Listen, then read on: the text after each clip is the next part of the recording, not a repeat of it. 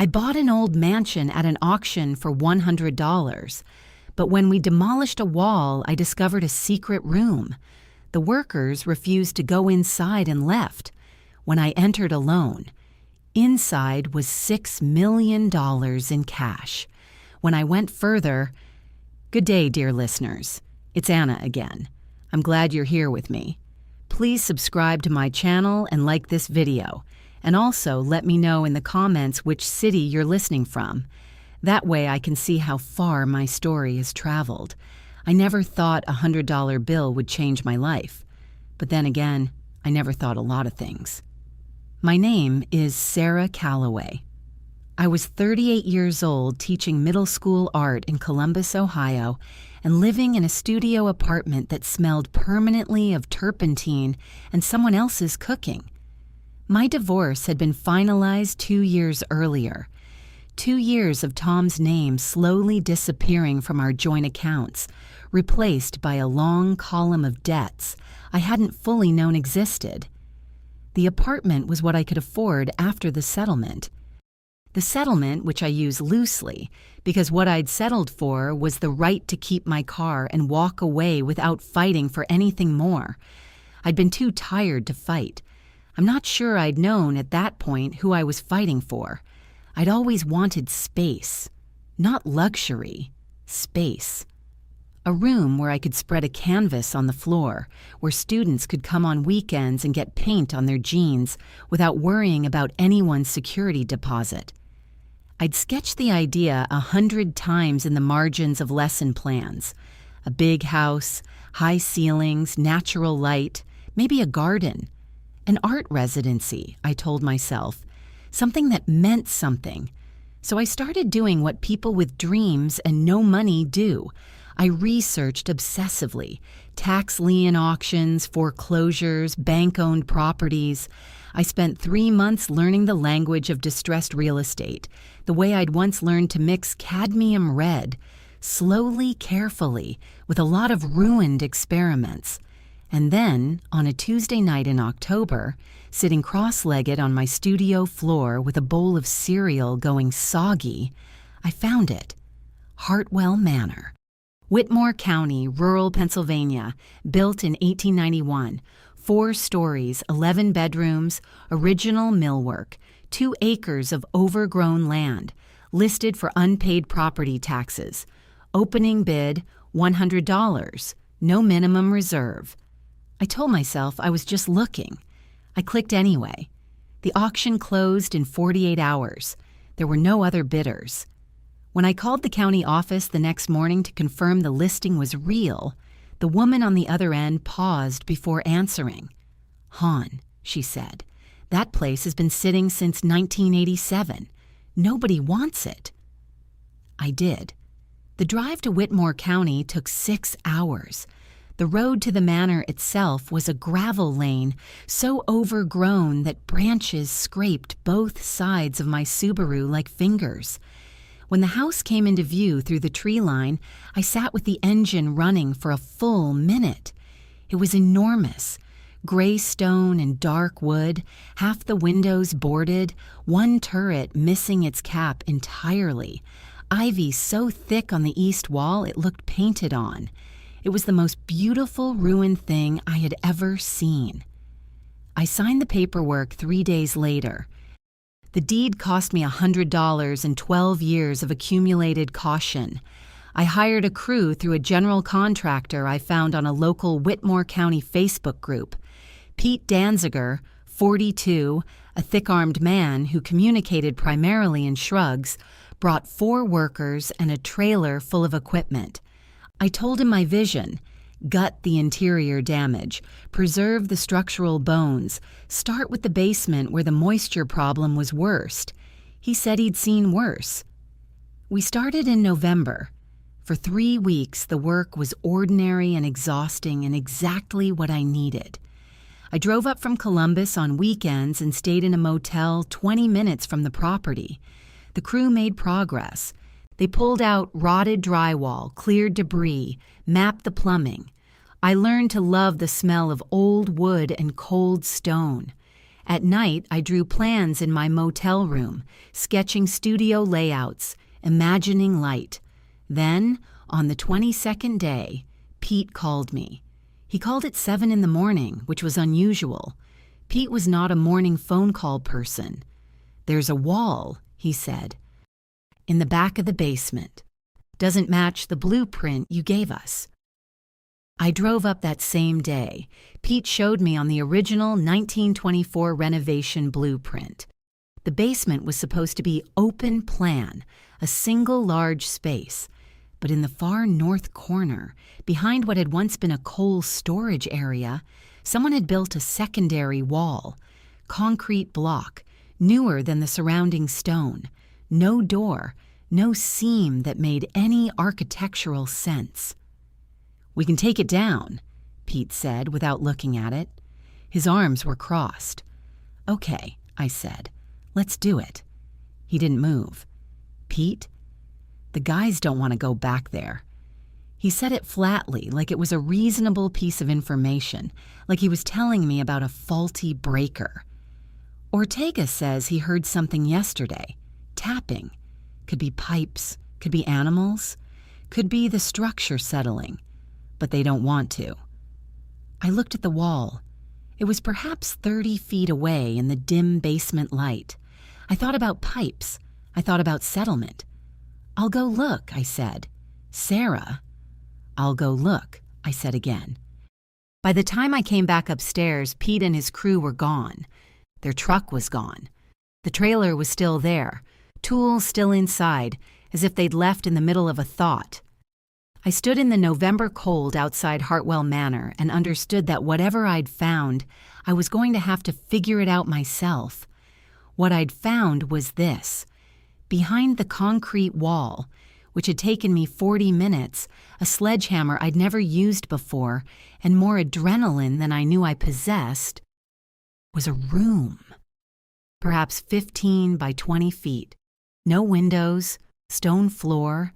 The air was cold and perfectly still, the way air is in places that haven't been disturbed in decades. There were bags, 12 of them, old canvas duffel bags, the kind that might have come from an army surplus store, lined against the far wall with the careful deliberateness of someone who had expected to come back for them. I opened the first one with shaking hands. Cash, bundled, old bills, 50s and 100s, the designs from the 70s and 80s, the printing slightly different from what we use now. I opened a second bag. Cash, a third, fourth. I stopped counting bags and started counting bundles, and then I stopped that too, because the number was becoming something my brain didn't know how to process. Later, when I could think straight enough to be methodical about it, I would estimate $6 million. But I didn't stop at the bags. At the back of the room, half hidden behind the last row of duffel bags, there was a narrow gap in the stone wall. Not a doorway, more like an oversight. A space between two stones that had never been mortared over, wide enough for a person to turn sideways and slip through. I stood at the edge of that gap for a long time. What do you do when you're standing alone in an undiscovered room, in a house no one wanted, staring at $6 million, and there's still a door you haven't opened? I turned sideways. I went through. The second room was smaller, maybe 10 by 12. The same stone floor, the same cold preserved air, but this one held something more dangerous than money. There was a wooden table, low and rough, pushed against the left wall. On it, 4 ledger books, the old-fashioned kind with marbled covers and cloth spines. A metal tin, the size of a shoebox, rusted shut along the seam but not locked. A manila envelope thick and sealed with brittle tape. And a glass jar, the kind meant for preserving fruit, containing a roll of photographic paper wrapped in a plastic bag. I photographed everything before I touched anything. I stood there in the beam of my flashlight and took 47 pictures with my phone, working slowly around the perimeter of the room, documenting each object from multiple angles the way I'd been trained to document student work. Every angle, every context, every detail. My hands were not steady. I noticed that the way you notice weather, as a fact, separate from yourself. Then I sat down on the stone floor and began to open things. The ledger books were written in a cramped, consistent hand. Columns of numbers, dates, initials. The dates ran from 1971 to 1983. The initials meant nothing to me yet. RH Senior, CM, TB, a dozen others. But the numbers were substantial and regular, the rhythm of them suggesting something systematic. These were not household accounts. The columns were labeled in abbreviated code: RCPT, DIST, COMM, AUTH, received, distributed, commission, authorization. I had no legal training, but I had spent 2 years untangling Tom's hidden finances during the divorce. I knew what hidden money looked like when it was trying to look like something else. The metal tin required a flathead screwdriver from my jacket pocket. I'd taken to carrying one during the renovation and gave way with a sound like a small exhale. Inside, a stack of papers, folded once. Letters. Hand-typed on thin paper, the kind that comes in carbon duplicates. I unfolded the first one. It was addressed to someone referred to only as H. The return address was a P.O. box in Pittsburgh. The letter discussed, in the careful oblique language of people who know better than to be direct, the movement of product through Whitmore and Allegheny counties, the arrangement of accommodations, with a county official referred to as the friend, and the expected delivery of a final settlement figure by the end of the third quarter of 1979. It was signed with a single initial, R. I sat very still for a moment.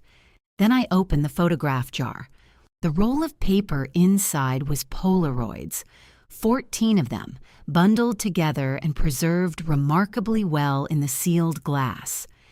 I laid them out on the stone floor in my flashlight beam. I recognized the house immediately.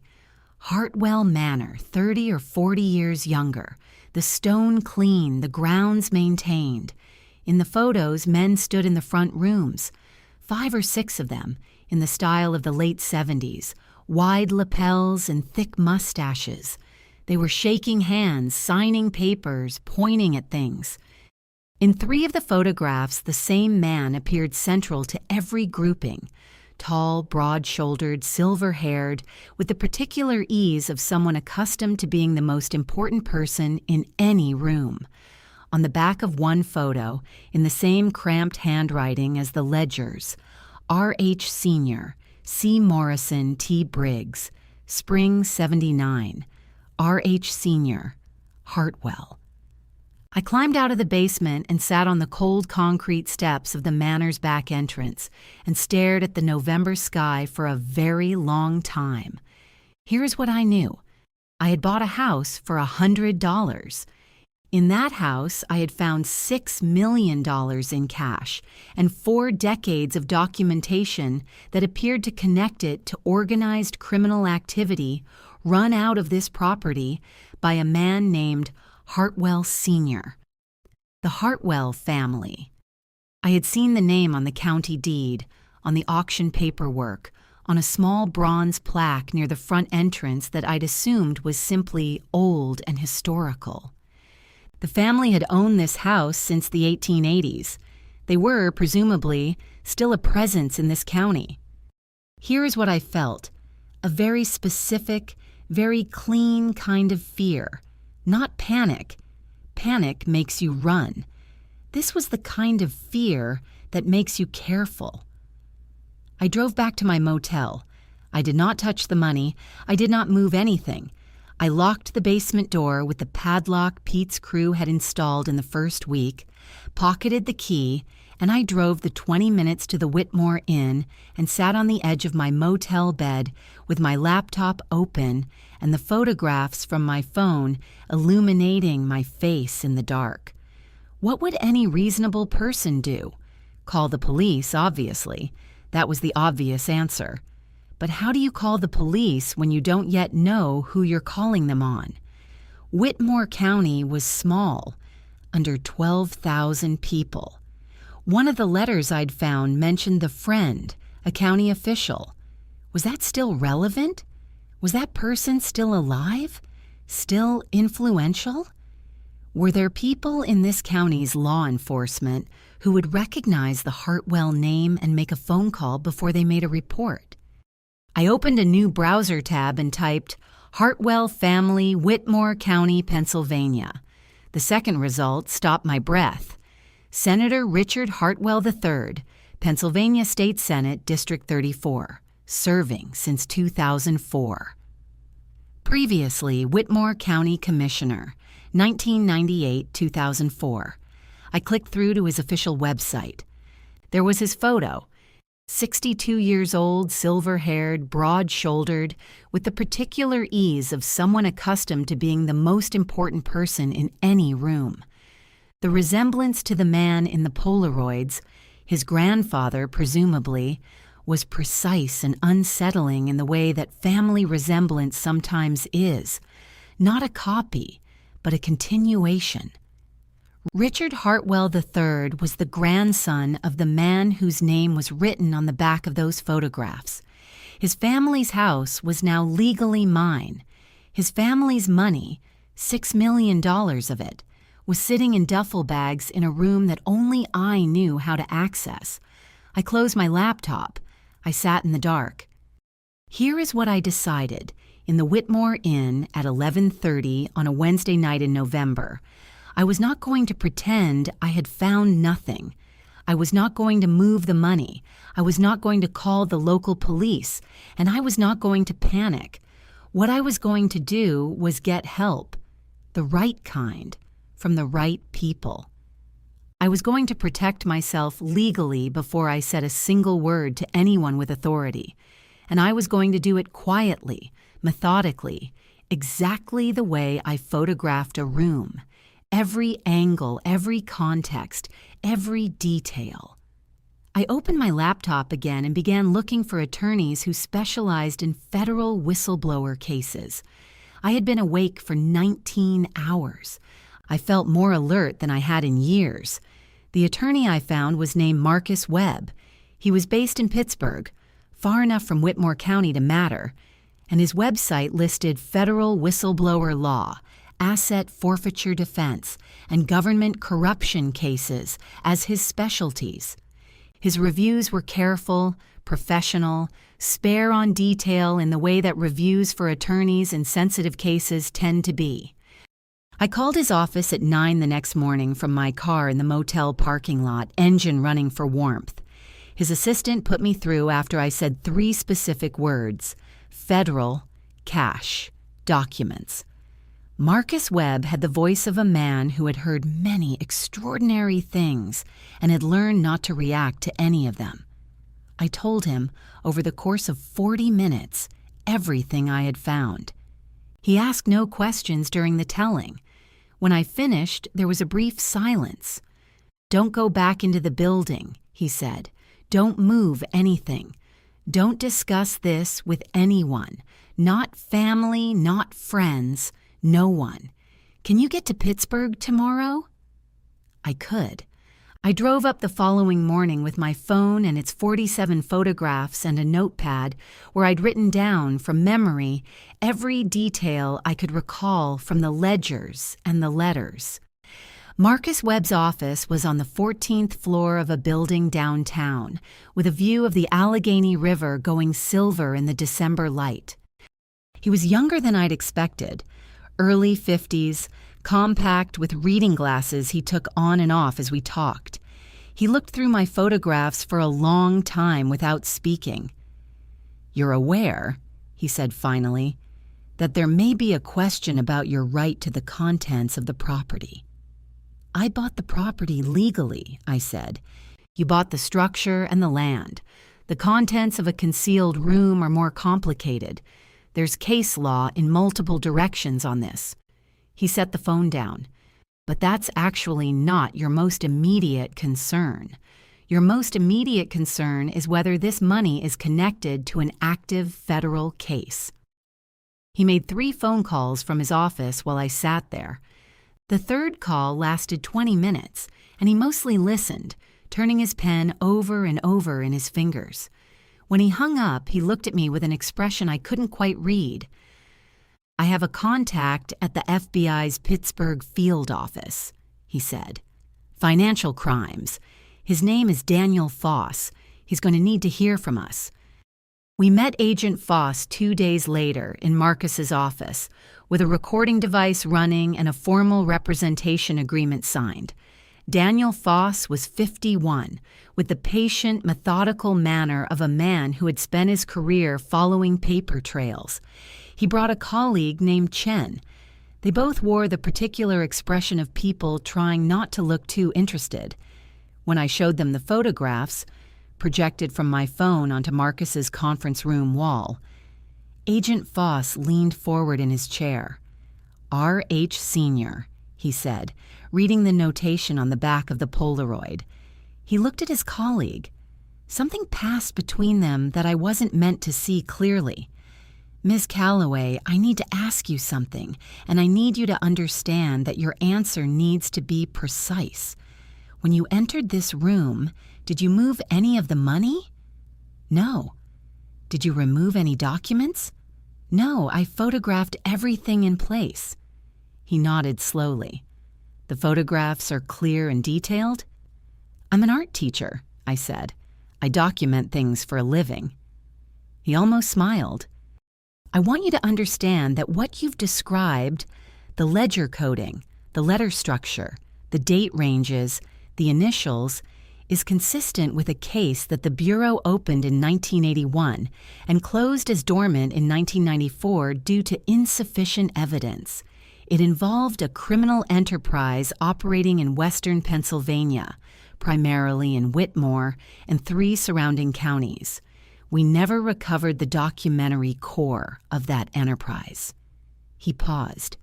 "We never found the money either." There it was. The first official confirmation, the thing that changed everything from a private nightmare into something with institutional weight behind it.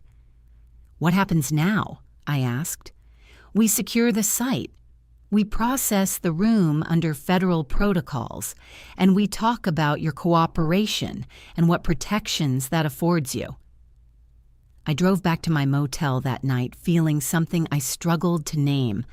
Not relief, because relief implies that the danger had passed, and I knew it hadn't. It was more like the sensation of stepping from uncertain ground onto something solid. I knew what I was dealing with now. I knew its shape.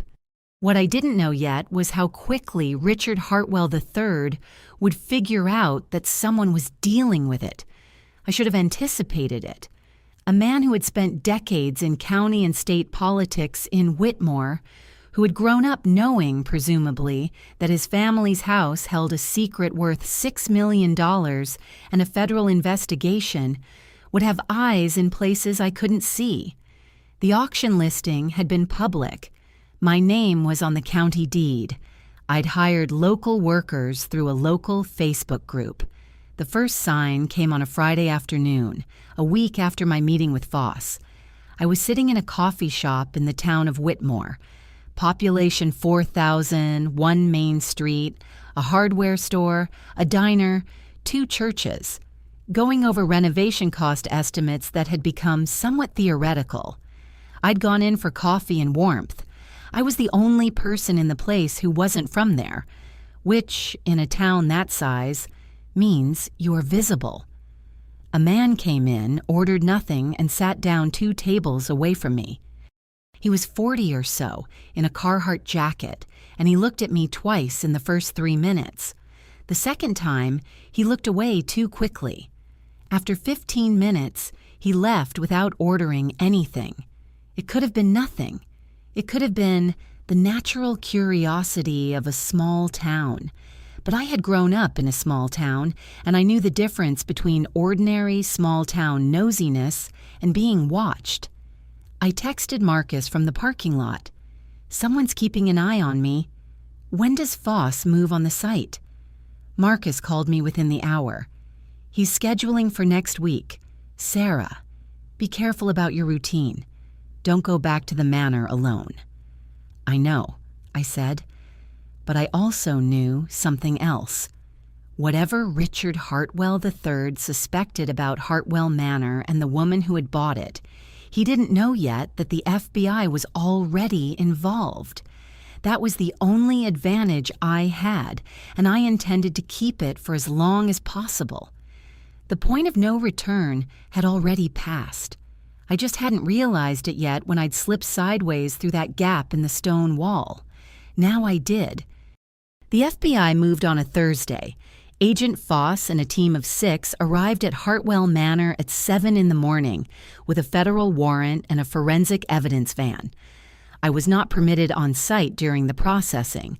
Marcus had arranged for me to be present for the documentation of the handoff, which lasted 40 minutes, and then I was asked to wait. I sat in my car on the gravel lane and watched federal agents carry equipment into the house I owned. They were inside for 11 hours. When Foss came out at 6 in the evening, he walked directly to my car and leaned against the door frame. He looked tired in the careful, restrained way of someone who has learned to manage their reactions. "The money's real," he said. "Preliminary count is $5,940,000. The documents are consistent with the 1981 investigation file. We're taking everything into federal custody." He paused. "I want you to know, Ms. Calloway, that what you did, securing the scene, not disturbing the evidence, coming to us immediately, that matters. It matters legally and it matters practically." I nodded. My throat felt tight. "What happens to the money?" I asked. "It enters federal forfeiture proceedings. Your attorney can file a claim on your behalf based on your status as property owner and cooperating witness. The process takes time, but there is precedent for good faith finders receiving compensation." He looked at me steadily. "You did the right thing." I drove back to the motel. I ordered a pizza. I ate 2 slices and then sat on the edge of the bed and cried. Not from grief, exactly, but from the particular exhaustion of having held yourself together for 3 weeks through something that you couldn't explain to anyone. I slept for 10 hours. The confrontation happened 4 days later. I had driven to the hardware store in Whitmore to pick up supplies.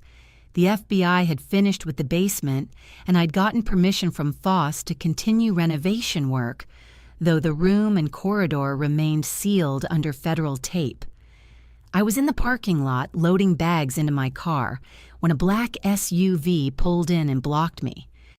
2 men got out first, then a 3rd man got out of the back seat. Richard Hartwell III was taller in person than he appeared in his Senate photographs. He walked with the deliberate ease of someone who has never needed to hurry, because the world has always rearranged itself around him. He was wearing a dark coat, no tie, and an expression of calm that I recognized immediately as the kind that costs a person significant effort to maintain. "Ms. Calloway," he said. Not a question. He knew exactly who I was. "Senator Hartwell," I said. My voice came out even. I was surprised by this. "I understand you've been spending a lot of time at my family's former property." He stopped about 4 feet away from me, close enough to be deliberate, not close enough to be technically threatening. I thought it might be worth having a conversation, neighbor to neighbor. "We're not neighbors," I said. Something shifted very slightly in his expression. "I think you may have found some things in that house that don't belong to you." My hand was in my coat pocket. I had been carrying my phone there for days, the recording app one tap away. I had tapped it the moment I'd seen the SUV. It was running. "I found some things in my house," I said. "Yes."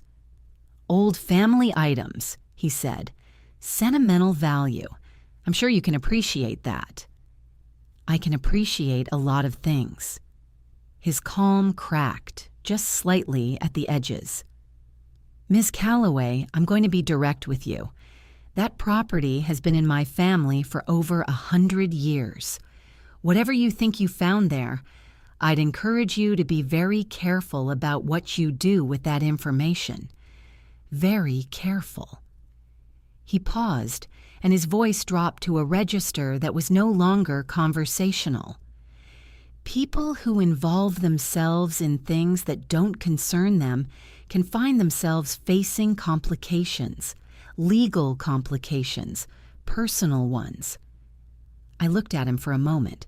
I thought about the ledgers. I thought about Daniel Foss.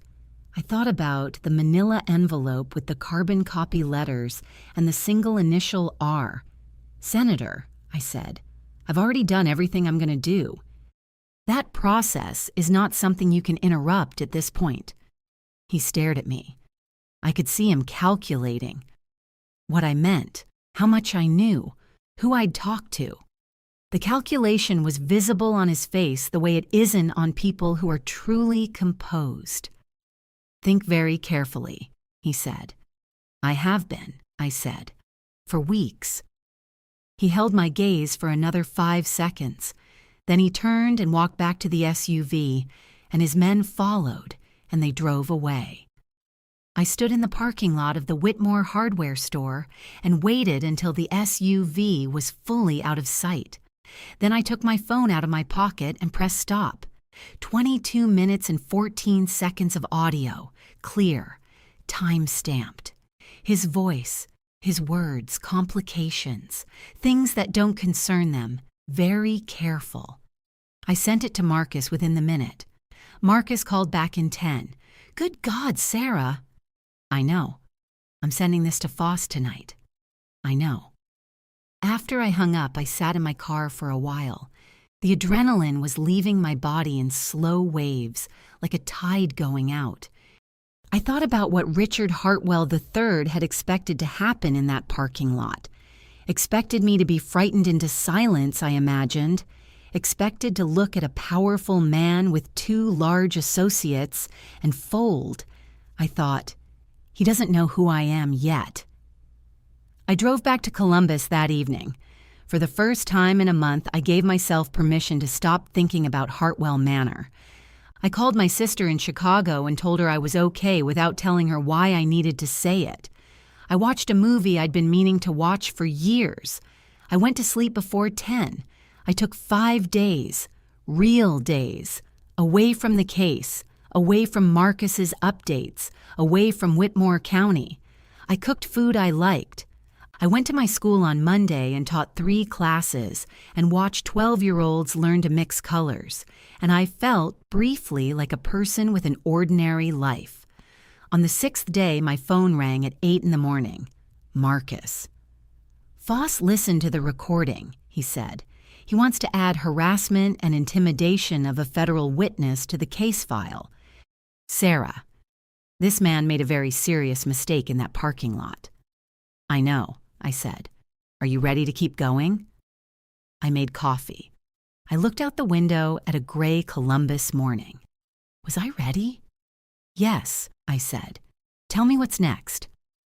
The offer arrived through proper channels, which was, I supposed, a kind of acknowledgement that the direct approach hadn't worked.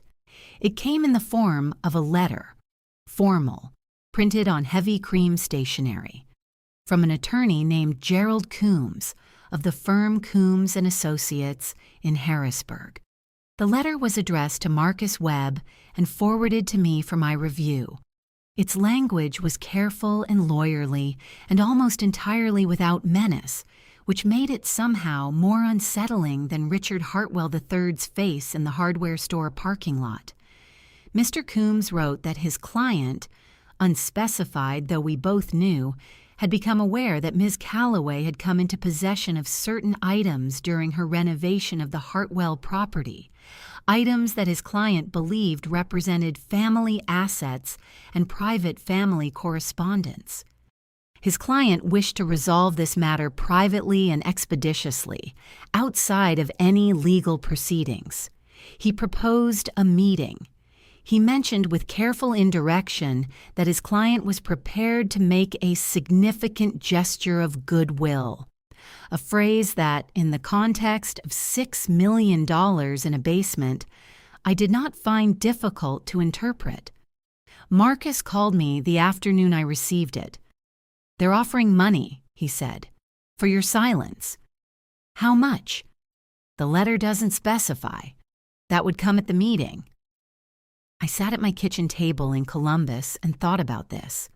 I thought about what the offer assumed about me, that I was a struggling school teacher who had stumbled onto someone else's problem and would take the first exit offered, that I was exhausted enough, financially pressured enough, fundamentally frightened enough to take a check and sign a non-disclosure and drive away. Were they wrong about any of those things? I was exhausted. I was financially pressured, but frightened? I had been frightened. I'd moved past it. "Tell them no," I said. "Sarah, I want you to understand. Marcus, the moment I take money from him and sign anything, I become complicit. Everything I've already handed to the FBI becomes complicated. My credibility as a cooperating witness goes to zero." A pause. "You're correct." And he knows that, which means this offer isn't really about settling. It's about getting me to touch his money. Another pause, longer. "You've thought about this carefully." "I teach art to 12-year-olds, I said. "I spend a lot of time thinking about the difference between what a thing looks like and what it actually is." Marcus relayed the refusal to Coombs by end of business. 2 days passed. I heard nothing. I imagined Richard Hartwell III in some oak-paneled office somewhere, reassessing. I imagined the conversation with his attorney. I imagined the recalculation of what exactly this school teacher from Columbus was going to do. Let them calculate. I had my own moves to make. Her name was Donna Rivera, and I found her the way I found most things during this period, by being methodical. I'd searched for journalists in Pennsylvania who covered government corruption, specifically county and state-level political finance, the unsexy beat that most people ignore until it explodes. Donna had a byline in the Pittsburgh Post-Gazette and the Philadelphia Inquirer going back 12 years. She'd broken a story in 2019 about bid rigging in Allegheny County construction contracts. She'd written an investigation in 2021 about a state senator, not Hartwell, someone else, and undisclosed land deals. She was 45, based in Pittsburgh, and her email address was listed on her author page. I sent her a carefully worded message. I didn't name Hartwell. I didn't mention the FBI. I said that I had information about a significant case involving Western Pennsylvania political figures and possible long-standing financial crimes, that I was working with an attorney and federal investigators, and that when the time was appropriate for public disclosure, I wanted a journalist I could trust to have the full story. I asked if she was interested. She responded in 4 hours, "Yes, call me." We talked for 90 minutes. I told her everything, all of it, from the $100 bid to the parking lot confrontation to the Coombs letter. She asked precise, probing questions. At the end, she said something that stayed with me. "You know what strikes me about this?" she said. "You haven't tried to make money from this story. You haven't gone to a tabloid. You haven't posted anything online. You've been trying to do this right." "I'm trying to do this safely," I said. "Right and safe feel like the same thing from where I'm standing." "They usually are," she said. "I'm in. When you're ready, I'm in." I sat with my phone in my quiet Columbus apartment after I hung up, and I felt something I hadn't felt in a long time. Maybe since before Tom, since before the debt and the studio apartment, and the sense that my life had contracted to the size of a room I hadn't chosen. I felt like I had people in my corner. Donna, Marcus, Agent Foss. It wasn't an army, but it was enough. I thought about Richard Hartwell III in whatever room he was sitting in, with his attorney and his associates and his careful letters and his SUV with 2 men in it. I thought about the assumption underlying every move he'd made, that I was alone. He was wrong about that, and I intended to let him stay wrong about it for exactly as long as was useful. Outside my apartment window, the Columbus evening was going dark and ordinary and perfectly calm. I made tea. I graded papers. I did not think about Whitmore County. I was ready for whatever came next. The call came on a Tuesday morning, and the voice on the other end was a woman's. "Miss Calloway, my name is Patricia Hartwell. I'm Richard's wife." A pause, calculated. "I was wondering if we might meet, just the 2 of us. I think there are things you and I can talk about that might be easier without attorneys in the room." I was standing in my school's supply closet at the time, leaning against a shelf of construction paper. Every instinct said no. Every piece of advice Marcus had given me said, "Tell me before you respond." But I also thought about what a refusal would signal, that I was afraid of a conversation. I was not afraid of a conversation. "I can meet you," I said. "Columbus, public place, 2 weeks from Saturday." She chose a hotel restaurant near downtown. Good linen, moderate noise, no one paying attention. I told Marcus beforehand.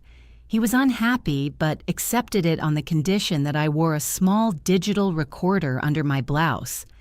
I arrived early, chose a seat with my back to the wall, and ordered coffee. Patricia Hartwell was 58, slim, with blonde hair that had the particular expensive maintenance of women in positions of social consequence. She looked like someone who had thought carefully about how to appear approachable. She probably had. She ordered tea. She smiled warmly. "Sarah. May I call you Sarah?" "Ms. Calloway is fine." She absorbed the correction without visible reaction. "I appreciate you meeting me. Richard made a poor decision speaking to you the way he did in that parking lot. I've told him that." She shook her head with the practiced sadness of a woman who has spent decades being the reasonable face of an unreasonable household. "But I want you to understand that money and those documents belong to our family. His grandfather was not a good man. Richard has spent his entire career trying to build something legitimate in the shadow of a name that carries a very heavy history. He's not his grandfather. He's not a criminal." "Then he has nothing to worry about," I said. Her warmth shifted, still present, but something more specific moving underneath it. "What we're worried about is mischaracterization. Documents from 40 years ago that create the impression of culpability where none exists." She folded her hands on the table. "Richard is 3 years from retirement. He's served this state for over 20 years. I'm asking you, woman to woman, to consider what happens to a man's legacy, his children, his grandchildren's names, all because of something his grandfather did." "I'm not creating a story," I said. "I found evidence. I reported it to the appropriate authorities. That's all. The FBI." Quietly, not a question. "I'm not going to confirm or deny anything about ongoing federal matters," I said, word for word what Marcus had told me to say. Patricia was quiet for a moment. Then, "I want to be truly honest with you. There are people, not Richard, but people associated with this situation, who are not as willing as we are to find a quiet resolution. People who have their own reasons for wanting certain documents to stay buried. People who are not as measured as my husband. She let this settle between us. I'm not threatening you. I'm warning you as one woman to another. You may not fully understand who else is paying attention. She wanted me to understand that Richard Hartwell III was the reasonable option, that behind him stood something less reasonable. Was it true? Possibly. Was it also the oldest intimidation tactic in existence? The good cop telling you the bad cop is waiting outside? Absolutely. I looked at Patricia Hartwell across the white linen and thought, "You are very good at this."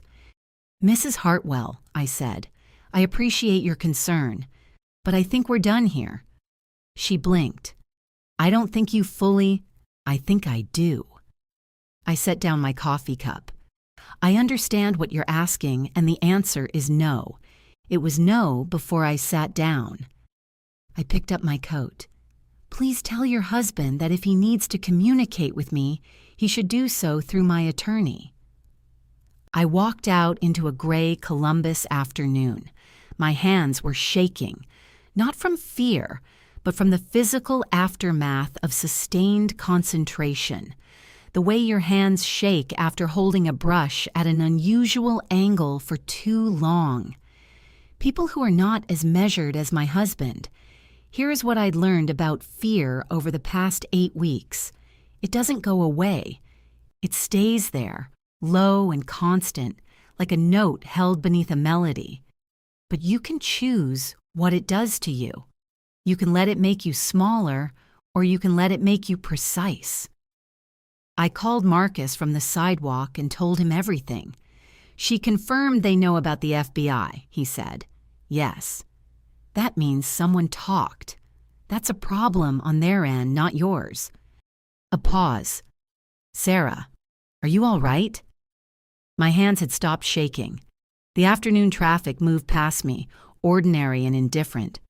"I'm fine," I said. "I'm ready." The press conference was Donna's idea, but the timing was mine. We'd spent 2 weeks coordinating, Donna, Marcus, Agent Foss, and I, building the architecture of what was about to happen with the care of people who understood they would get exactly one chance to do it correctly. Foss had expanded the investigation based on the parking lot recording, formally entered as evidence of witness intimidation. The FBI's forensic accounting team had spent 6 weeks with the ledgers and was prepared to present findings. The federal grand jury had been convened quietly in Pittsburgh with no public notice. What Richard Hartwell III did not know was that one of his inner circle, a man named Calvin Morrison, whose father appeared in the 1979 Polaroids as CM, had been cooperating with the FBI for 3 months. Calvin Morrison was 64, had inherited his father's position on the edges of the Hartwell enterprise, and had decided that cooperation was preferable to prosecution. It was Morrison who confirmed the origin of the money, identified 3 current business entities used to launder income from the 1970s operation, and explained, in 11 hours of recorded testimony, the precise relationship between Richard Hartwell III and his grandfather's criminal enterprise.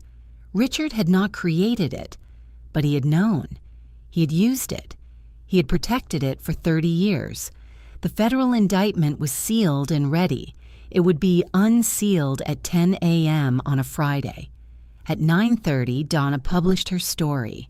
I read it in Marcus's Pittsburgh conference room, with Agent Foss across the table and the Allegheny River silver in the winter light. The headline was clean and devastating. Pennsylvania senator's family estate hid $6 million tied to organized crime investigation. FBI confirms active inquiry. The story ran 4,000 words. It named Hartwell. It named Morrison. It described the documentary evidence and quoted, at strategic points, the parking lot recording. At 10 a.m., the indictment was unsealed. At 10:17, Richard Hartwell III held an unscheduled press conference on the steps of the State Senate building. He had not been arrested yet. That was scheduled for later in the day. He stood at a microphone with no prepared statement and 40 journalists in front of him, and he did what men like him do when a lifetime of control collapses at once. He talked. He said the investigation was politically motivated. The documents were fabricated. The money had been planted. A woman, he didn't say my name, but said a woman with a contempt that made naming me seem beneath him, had entered his family's property, stolen private items, and was working with partisan federal operatives to destroy him. Donna was in the press pool. She raised her hand. Senator. The deed to Hartwell Manor was transferred to Sarah Calloway at public auction conducted by Whitmore County under state property law. Are you contesting the legality of that sale? He stared at her. I'm contesting the... Are you contesting the legality of the sale? She repeated. I'm contesting the entire... Senator. Another journalist from the Inquirer. Calvin Morrison's testimony spans 11 hours and covers 3 decades of activity. Were you aware he's been cooperating with federal investigators? Something happened to Richard Hartwell III's face in that moment. The composure that had held for 30 years simply left. What replaced it was the particular panic of a man who realizes all at once that every exit has already been closed. This is a coordinated attack, he said, his voice higher, faster. This woman, Calloway, she's been working with people from the beginning to take apart my family's... Senator, do you have documentary evidence of coordination beyond what she's legally required? I'm not taking any more questions. He stepped back from the microphone, pulled away from an aide's hand. This is not over, he said directly into the cameras, his voice carrying the furious disbelief of someone who had never genuinely believed in consequences. This is not over. In Marcus's conference room, Foss looked at me. Are you all right? He asked. I thought about the man in the parking lot, the careful calm, the implication of complications, the absolute confidence that I would fold. I thought about Patricia's pearl earrings. I thought about a $100 bid on a Tuesday night. Yes, I said, I'm all right. The federal agents left at noon to execute the arrest warrant. I sat at Marcus's conference table and looked at the river for a long time. This is not over, he had said. He was wrong about that, too. Richard Hartwell III was arrested at 2:17 p.m. on a Friday in the parking garage of the Pennsylvania State Senate building. He did not resist. He was processed and released on a $200,000 bond by 6 p.m., which is how money and connections work, even at the end. But his booking photograph was on every news site in Pennsylvania by nightfall, and nothing about his life would ever be ordinary again. The trial took 14 months. I testified twice, before the grand jury and at trial. I wore the same dark blazer both times and said what I had seen and done with the precision of someone who had been telling the same true story for over a year. Marcus had told me beforehand, just say what happened, in order, without interpretation. Let the facts do the work. The facts did the work. Calvin Morrison testified for 4 days and produced a private notebook he'd kept since 1988 that corroborated every significant entry in the Hartwell ledgers. The jury watched him for 4 days and reached their own conclusion. Guilty on 9 counts. 22 years. I was in Marcus's office when the call came. When the clerk read the sentence, I looked out at the Allegheny River and felt something I hadn't let myself feel before. Something uncomplicated, real relief, the kind that means the danger is gone. The federal forfeiture proceedings awarded me $480,000 as a good faith purchaser whose cooperation had been materially essential to the prosecution. Not $6 million, but more than I had spent on the property, the legal fees, and 14 months of disrupted life. And the manor was still mine. A civil attempt to contest my purchase failed completely. The court found that all required notifications had been issued, that I had purchased in good faith, and that the property was mine without encumbrance. Richard's appeal would not succeed. His Senate seat was declared vacant. His name was removed from buildings across Whitmore County. Patricia filed for divorce 6 weeks after the verdict.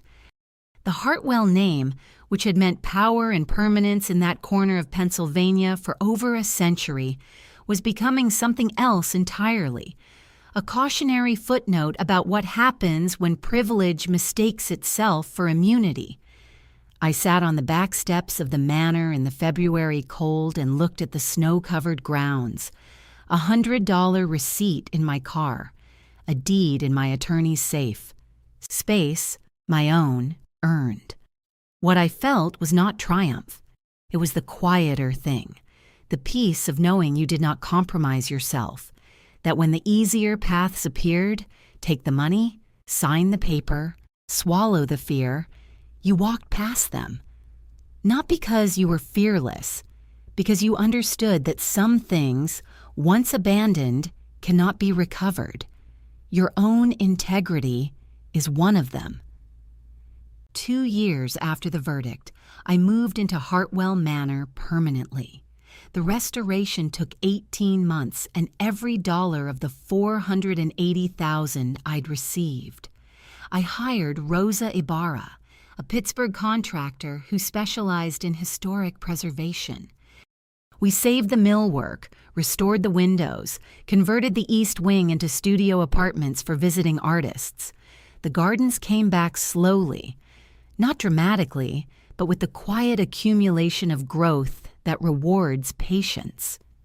I still teach at a community arts center 20 minutes away. On weekends, the East Wing fills with painters, sculptors, photographers who found the Hartwell Artist Residency through Donna Rivera's follow-up piece in The Inquirer. Donna is a friend now. Marcus came to the opening and stood in the front room, where Hartwell's grandfather had once shaken hands over criminal enterprise, looking at student artwork on the walls. "You changed what this room means," he said. He was right. Richard's appeal was denied. He is incarcerated, earliest release 11 years away. Patricia's settlement was far smaller than she'd anticipated, the Hartwell assets largely consumed by federal forfeiture. The family name is gone from the county buildings. The manor's sign reads simply, Hartwell Manor Arts Residency. One evening last October, I sat on the back steps watching the sun go down. A resident artist came and sat beside me, and we watched the light change in silence. A Tuesday night in Columbus, $100 bill, a narrow gap in a stone wall and the choice to step through it. Some things you don't need to wonder about. You already know the answer.